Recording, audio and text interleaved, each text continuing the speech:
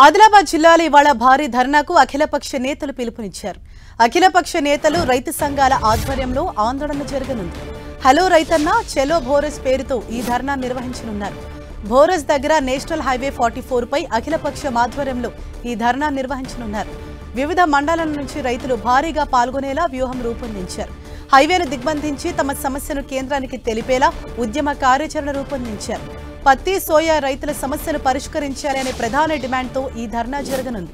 అయితే అఖిలపక్ష నేతల ధర్నాకు ఎలాంటి అనుమతి లేదంటున్నారు పోలీసులు. దీంతో ఇవాల్టి ధర్నాపై తీవ్ర ఉత్కంఠ నెలకొంది.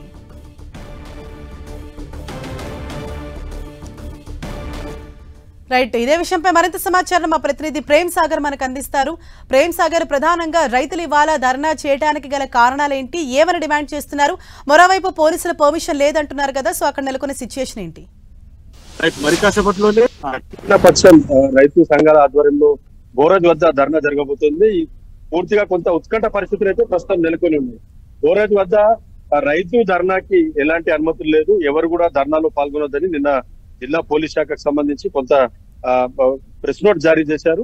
హైవే పైన ఎలాంటి ధర్నాలు చేయొద్దు, అంబులెన్స్లు అగ్నిమాపక సిబ్బందికి సంబంధించిన వాహనాలు తిరుగుతూ ఉంటాయి, ఎమర్జెన్సీ సర్వీసెస్ కి ఆటంకాలు కలుగుతాయి కాబట్టి ఎలాంటి పర్మిషన్ లేదు అని చెప్పి చెప్తున్నారు. కానీ రైతులకు సంబంధించిన సమస్య చాలా తీవ్రంగా ఉంది. పత్తి సోయా రైతుల పరిస్థితి గతంలో కంటే ఈసారి చాలా దయనీయంగా మారిందని చెప్పి చెప్తున్నారు.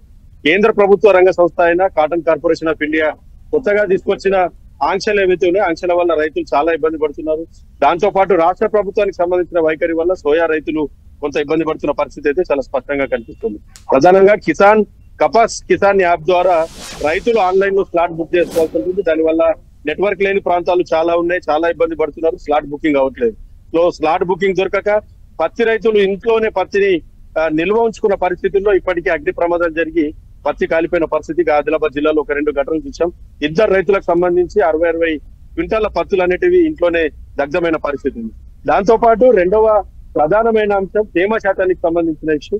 సో తేమ శాతాన్ని 20 వరకు కూడా కన్సిడర్ చేయాలని చెప్పి చెప్తున్నారు. 8 తేమ శాతం వరకు మాత్రమే మద్దతు ధర లభిస్తుంది పత్తికి సంబంధించి. కానీ తేమ శాతాన్ని 8 నుంచి 12 కాకుండా 20% వరకు కూడా దాన్ని ఆంక్షలు సడలించాలన్నది మరో ప్రధానమైన డిమాండ్. ఇంకొక కొత్త నిబంధన వచ్చింది శ్రీశైల ఆధ్వర్యం. ఎకరాకి 7 క్వింటాల పత్తి మాత్రమే కొనుగోలు చేస్తామని చెప్పి గతంలో 13-14 క్వింటాల వరకు కూడా కొనుగోలు చేశారు. కానీ ఈసారి ఎకరాకి 7 క్వింటాల పత్తి కొనుగోలు చేస్తామన్నది ఆ ఆంక్షల వల్ల కూడా రైతు చాలా తీవ్రంగా నష్టపోతున్న పరిస్థితి ఉంది. ఒకవైపు వాతావరణంలో మార్పులు, భారీ వర్షాలు, ఒక ముంతా తుఫాన్ ఎఫెక్ట్ తో పాటు చలి చాలా తీవ్రంగా ఉంది. 6 డిగ్రీల టెంపరేచర్స్ లోయెస్ట్ నమోదవుతున్న పరిస్థితిలో పత్తిలో తేమ శాతం చాలా అధికంగా వస్తుంది. సో తేమ శాతాన్ని పరిగణలోకి తీసుకోవద్దని ఇది సీసీఐకి సంబంధించిన అంశాలు. రాష్ట్ర ప్రభుత్వానికి సంబంధించి సోయాలు చాలా వర్షానికి పూర్తిగా నల్లబడ్డాయి, వాటన్నిటిని కొనుగోలు చేయాలని చెప్తున్నారు. సోయా కొనుగోళ్లలో రైతుకు సంబంధించిన తంబు ఇంప్రెషన్ పెట్టాలి, అయితేనే సోయా కొనుగోలు చెప్తా అని చెప్తున్నారు. ఆ అంశాన్ని సడలించాలని చెప్తున్నారు. సోయాలో కూడా తేమ శాతాన్ని పరిగణలోకి తీసుకుంటుంది రాష్ట్ర ప్రభుత్వం, దాన్ని కూడా సడలించాలని చెప్పి చెప్తున్నారు. సోయా కొనుగోళ్లలో కూడా ఎకరాకి 7 క్వింటాలు మాత్రమే కొనుగోలు చేస్తున్నారు. దాన్ని 10 నుంచి 12 క్వింటాల వరకు పెంచాలన్నది రాష్ట్ర ప్రభుత్వానికి డిమాండ్ చేస్తున్న పరిస్థితి. సో ఓవరాల్ గా రైతుకు సంబంధించి పత్తి సోయా రైతులకు సంబంధించిన ఈ 2 సమస్యల పైన పూర్తి స్థాయిలో 2 ప్రభుత్వాల పైన ఈ రోజు పోరాటం కొనసాగుతుంది. అఖిలపక్షం రైతులతో పాటు పూర్తిగా వివిధ రాజకీయ పక్షాలన్నీ కూడా సపోర్ట్ చేస్తున్న సిచ్యువేషన్ ఉంది. హైవే బోరజ్ వద్ద 44 పూర్తిగా దిగ్బంధనానికి ఈ రోజు పిలుపునిచ్చిన పరిస్థితి. 10 గంటల ప్రాంతంలో వివిధ పార్టీల రాజకీయ నాయకులు రైతు సంఘాలు వస్తారని చెప్తున్నారు. కానీ అంతకుముందే పోలీసులు భారీ సంఖ్యలో మోహరించున్నారు.